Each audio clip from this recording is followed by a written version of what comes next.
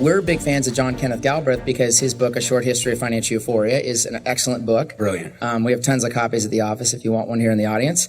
And I just say that because they really built this world of like haves and have-nots versus, everyone being at a different part in their life and kind of being a blend of society. Do you look at that as being the kind of the psychology that drove much of the 60s, that idea of have and have-nots? Well, certainly, one can learn something from it. From many authors. You don't want to divide your life and say, I only read these authors. I want to read all around, and Galbraith is someone we all love to read. In the 60s, imagine you're doing a problem because, we're analytic people. So you say, what are the givens in this situation? It was given, American prosperity. Given prosperity, what will we do? And so once you have the given of prosperity, then you really pretty quickly commence dividing up the prosperity because you take the prosperity as the given. So that's what Galbraith was doing when he talked about the affluent society. And that was the 60s. This book commences with the story of Bonanza, the television Western. And what I try to point out, Bonanza had some differences from prior Westerns. One was that it was in color. That was a new thing on GE TVs.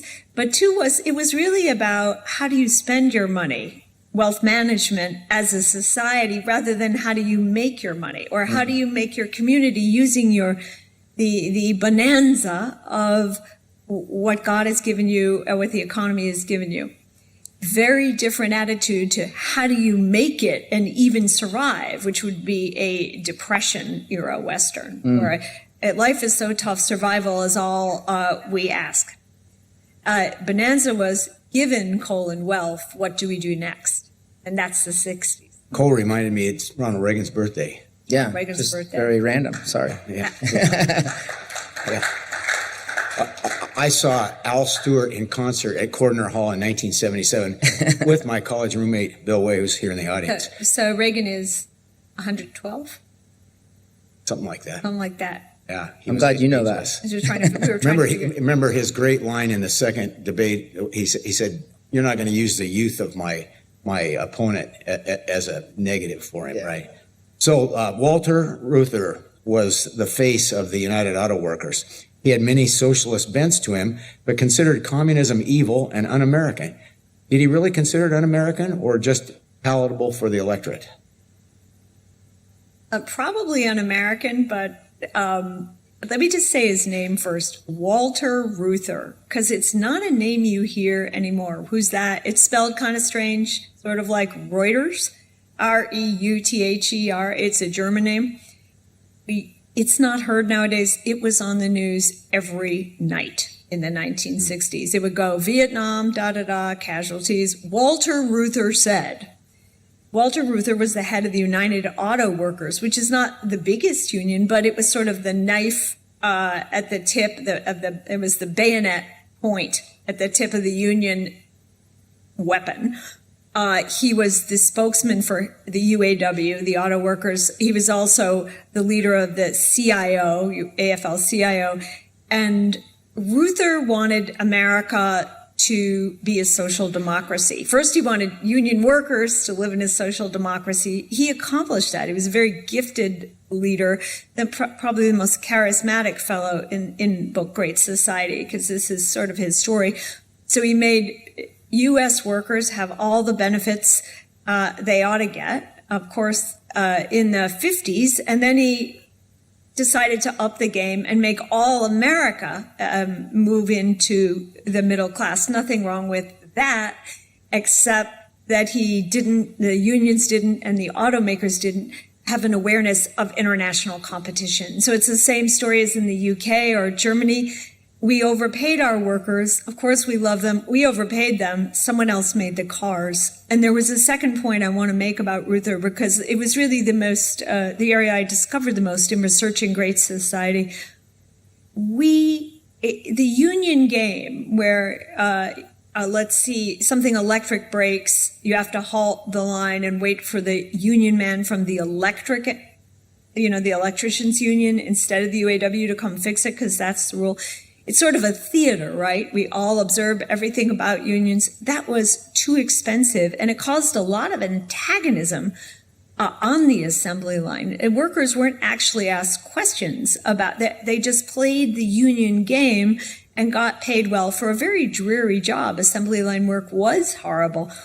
And you had a different model in Japan. We think of Japan as a hierarchical place, but if you look at the work of like Michael Kuzumano and others, and if you look at lean theory, you'll see that in Japan, a worker could stop the assembly line and say, let's do it a different way. Maybe I know a better way to make this widget part of the car. The U.S. did not have that because we ceded a lot of authority to union culture, the worker. Well, and that didn't show up in the marketplace in full power until the Arab oil embargo in 73, 74. And all of a sudden, these less expensive workers making energy efficient automobiles ended up being what has created Toyota, Lexus, Nissan, and that whole thing to be a big thing. Let's go to George Romney. He pitched a profit sharing structure to the AMC workers. Tell us a little bit about that. George Romney is the father of, and they're kind of alike. But the reason we're sticking with autos is the auto economy this was a manufacturing economy we're talking about, right? It was different to our economy. The auto economy was the American economy, and it was the future of the American economy. Detroit was the city with the highest median middle class, if you can imagine, including for African Americans at that time. Workers in Detroit had houses.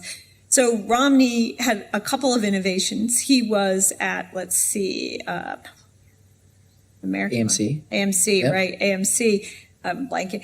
And one was a smaller car, the Rambler. It wasn't small enough, but anyway. My grandparents had one. A Rambler. And another was some kind of worker profit sharing, which was not a bad idea. Reuther had a similar idea. Employee, and you can go back on YouTube and see Walter Reuther, R-E-U-T-H-E-R, pitching something rather market-y for workers. Too bad he didn't get very far, because that's what was needed. Workers needed a share in the outcome, and to cease to be infantilized, which they were by the standard union process. So all kinds of people, there's no one you can vilify in history. Everyone has a contribution.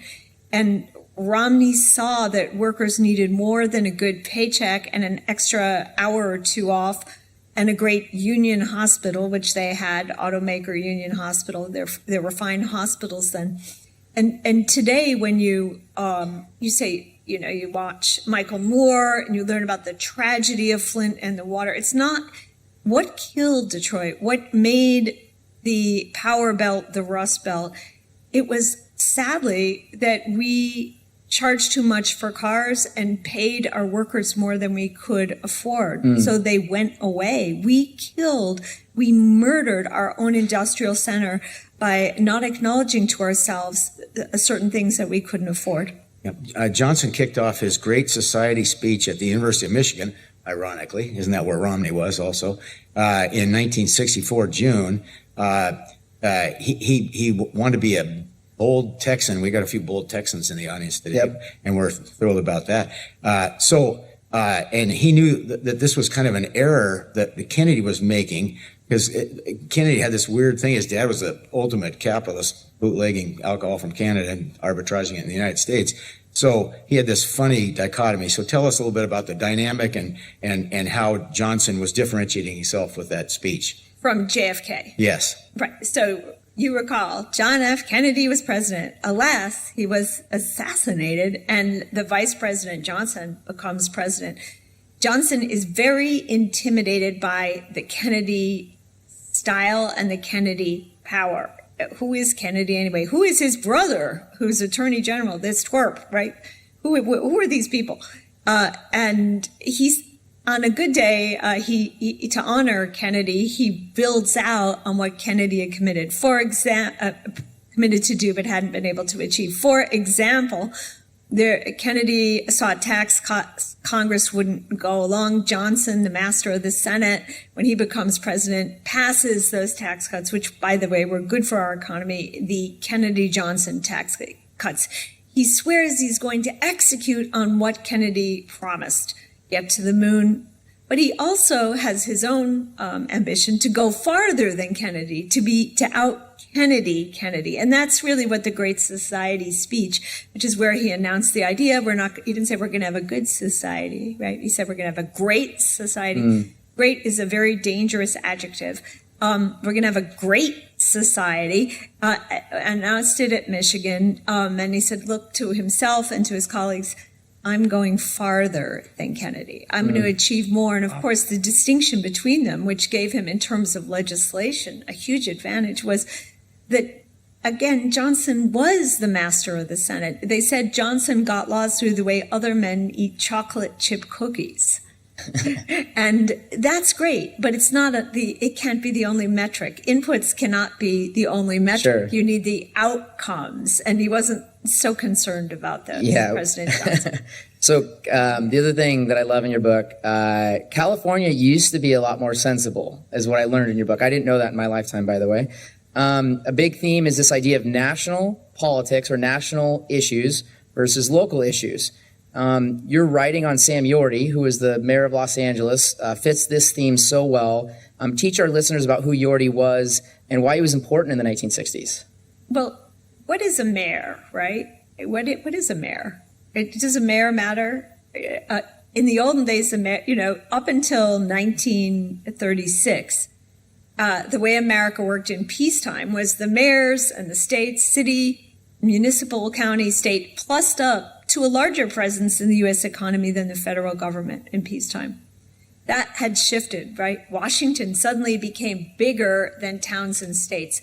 So there was trouble in the cities.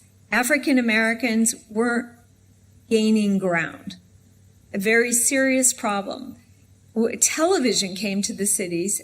African Americans, poor people, disadvantaged people could see that other people were gaining ground. They were angry. Let's start with that. There are many other problems. Yorty was the mayor of Los Angeles.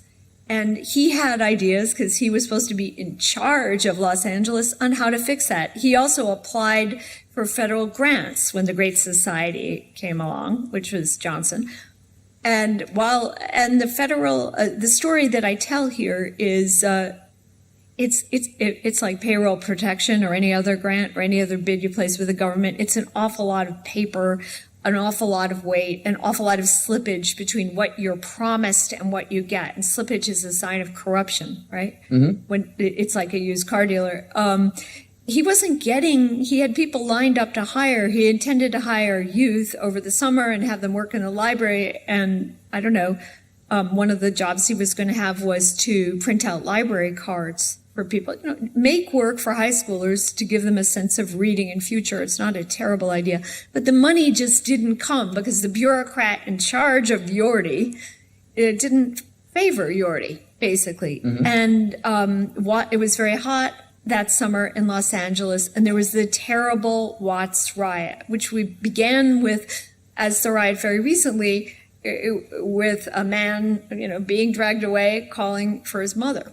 Just like that. And people died in Watts, property was destroyed, African American and everyone's property in shops. There was looting. It was one of the bigger riots. And part of it was that the mayor, Yorty, who was a cantankerous fellow, sort of like a bantam rooster, pugnacious guy, a veteran, was furious because he ran a city that was growing faster than the U.S., and yet the U.S. government had put him in a position where the very catastrophe he had sought to avoid, to prevent, a riot and misery and death, had been visited upon him by this interaction with the federal government. He saw it. And simultaneous to this, Martin Luther King's very legitimate and powerful movement, peaceful effort, was going on simultaneous. So you had this incredible contrast between that, which, we find the similarities to the last 3 or 4 years. That's part of what made us so excited about your book. Right. So people are listening to MLK on television, which they hadn't been able to before. So seeing him on television, and LA was a difficult city with a famously, is anyone here from LA?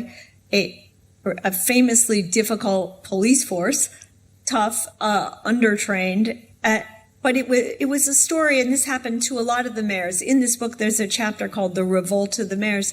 It was a story of the problem, jurisdictional gaps, jurisdictional lacunae, that nobody's in charge when everyone's in charge of a market, of regulating a market, or of regulating a town. And what the message I was trying to convey was probably these towns would have fared better and their people would have fared better had they been left alone more, rather than managed by the war on poverty.